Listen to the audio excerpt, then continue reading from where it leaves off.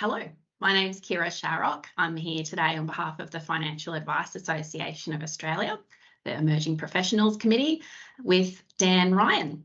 Dan is Technical Operations Manager at Bravium, and we're here to speak today about his role and entry into the industry.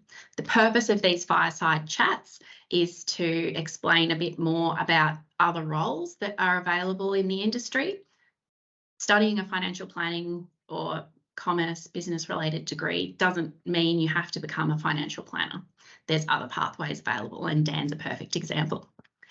Welcome, Dan. Thank you. Thanks for having me.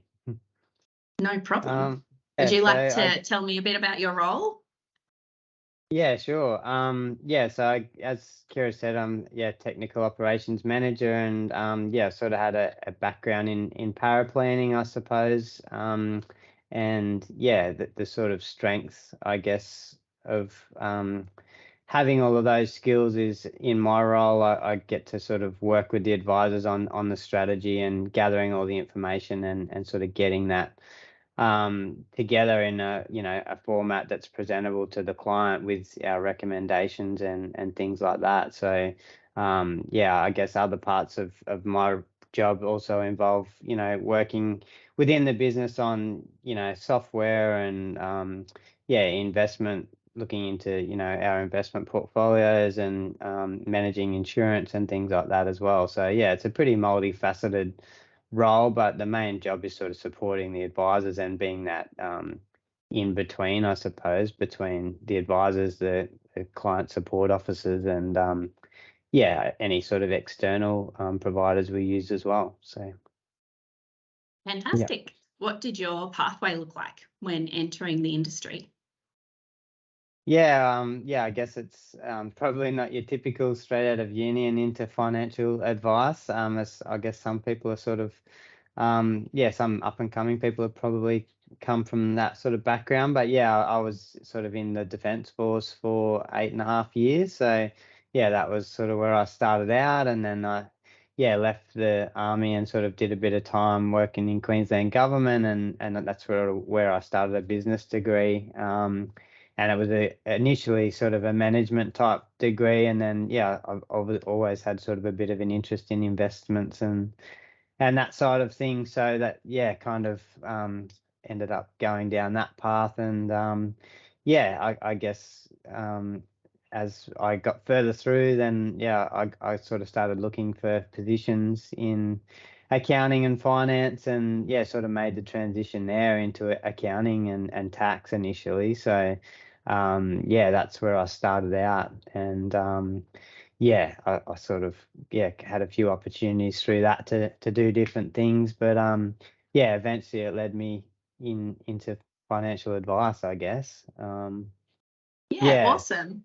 So what do you think was the biggest influence in your decision to make that switch from accounting business sort of area over to financial planning?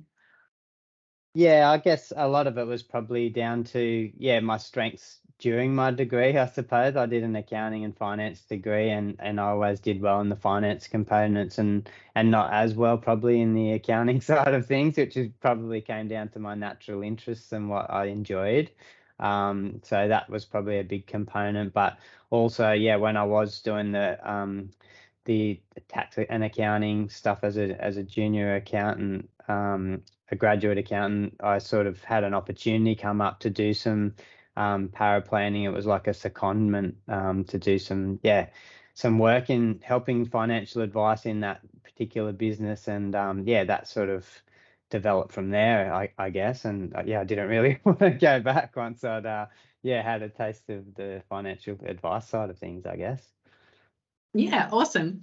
So what would you say is your favourite part of your current job? I guess I do feel like we get to give back a bit, because we do sort of work with some ex-defence members and currently serving, I suppose, in our particular business at Bravium. So I guess that's a big draw card for me, and something that I enjoy being a part of. But also just being a part of a team that is really focused on yeah, the ethical component of what we do and how we serve our clients and try and, you know, make their lives better. And yeah, really just being committed to that as our focus. And yeah, being in a team that has that joint I guess energy and focus is probably, yeah, one of the biggest joys for me. Yeah, awesome. Completely agree. This is obviously not about me today, but we're colleagues, both working at Bravium, and I've been here 9 months now, and completely agree with everything you said. It's wonderful to be part of a growing business with a group of people who really genuinely care about the service that we provide, and the outcomes that the clients can achieve with our help. Yeah, no, for sure. Yeah. Yeah. So what, from your point of view, Dan, what would you say you need to, what skills do you need to be successful in your role?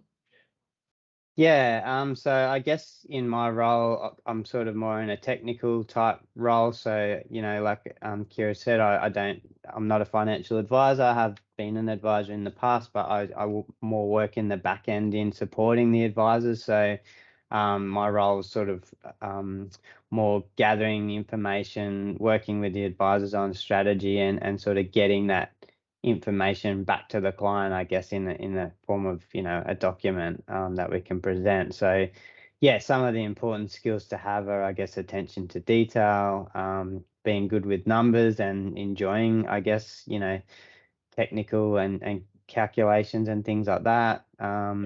Also, yeah, I guess an interest in investing and sort of insurance and that side of things as well. But yeah, I guess in terms of skills, it's just about, yeah, I guess being able to communicate well within a team, because I also work remotely, is really important. And what else? Yeah, probably just taking pride in your work, I think, is one of the other big ones. Yeah, just yeah, being proud of what you do and yeah, doing a good job and yeah, just paying that attention to detail, I think. Yeah, for sure. I've Yeah. done paraplanning type roles myself in the past, and somebody phrased it to me once as, you know, I am providing a service to the advisor. The advisor is my client. Yeah. And when you think of it that way, that's, yeah, really resonates. I think that taking that pride in your work and making sure you're providing that high quality service to the advisor as your client. Yeah, for sure. And making their job as easy as you can, I suppose. Any of those small steps you can do to give the advisor time back or other people in the business time back means they've got more time for the clients, which, as we said, is really important to us. So, Yeah, yeah. absolutely. All right. Well, I think that's probably all we've got time for today. Dan, thank you so much for participating in this No fireside worries. chat. Look forward to speaking with you soon. Have a great day. Great. You too. Thanks for having me. Thank you.